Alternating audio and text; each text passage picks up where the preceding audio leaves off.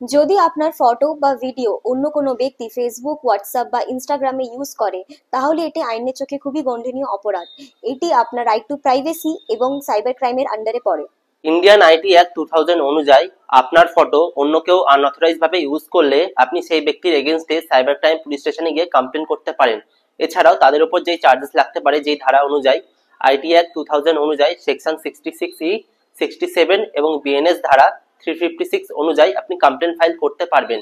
তার সাথে আপনি ফেসবুক, হোয়াটসঅ্যাপ এবং ইনস্টাগ্রামে রিপোর্ট করতে পারেন এবং দরকারের জন্য সেই প্রোফাইলের লিঙ্ক, স্ক্রিনশট এবং চ্যাট রাখতে পারেন, যেটা আপনার সাইবার ক্রাইম পুলিশ স্টেশনে কমপ্লেন করতে সাহায্য করবে।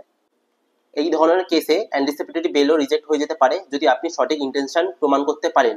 আর হ্যাঁ, এসব হয়ে যাওয়ার পরে যদি আপনি চুপ থাকেন তো নিজের অধিকার আপনি নিজেই নষ্ট করছেন। তো আজই যান, আজই প্রতিবাদ করুন।